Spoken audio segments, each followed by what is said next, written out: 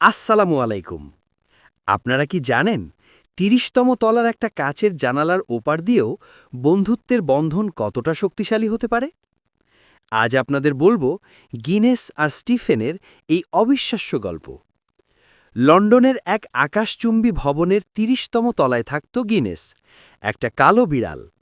Guinness কখনো বাইরে যেত না, তার সারা দুনিয়া ছিল সেই অ্যাপার্টমেন্ট আর জানালার ওপাশের আকাশ। কিন্তু তার একজন সেরা বন্ধু ছিল, যার সাথে তার দেখা হতো প্রতি মঙ্গলবার। সেই বন্ধু ছিল স্টিফেন, এক জানালা পরিষ্কারকারী। প্রতি মঙ্গলবার স্টিফেন তার প্ল্যাটফর্ম নামিয়ে ভবনের গা বেয়ে নিচে নামত। ৩০তম তলায় পৌঁছে সে গিনেসের জানালায় থামত। গিনেস তখন অপেক্ষা করত। কাচের ওপার থেকে স্টিফেনের স্কুইজি তাড়া করত, থাবা মারত, লাফাত, ঘুরে ঘুরে খেলত। স্টিফেনও পাল্টা খেলত, সাবানের ফেনায় বিড়ালের মুখ আঁকত, মজার ভঙ্গি করত। মাত্র ১০ মিনিটের এই খেলা ছিল দুজনেরই সপ্তাহের সবচেয়ে আনন্দের মুহূর্ত। কিন্তু এক মঙ্গলবার স্টিফেন এলো না।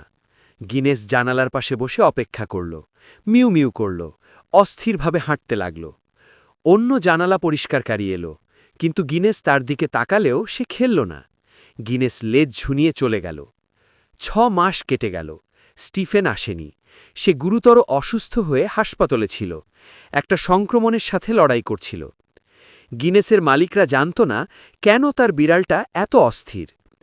অবশেষে স্টিফেন সুস্থ হল, সে কাজে ফিরল, তখনও একটু দুর্বল। কিন্তু সে তার বন্ধুকে দেখতে চাইল। সে প্ল্যাটফর্ম নামাল, ৩০তম তলায় পৌঁছে কাঁচে টোকা দিল। গিনেস সোফায় ঘুমিয়েছিল। টোকা শুনে সঙ্গে সঙ্গে মাথা তুলল, স্টিফেনকে দেখল। বিড়ালটা ঝাঁপিয়ে জানালায় ছুটে এলো, এত জোরে মিউ মিউ করল যে স্টিফেন কাঁচের ওপার থেকেও শুনতে পেল।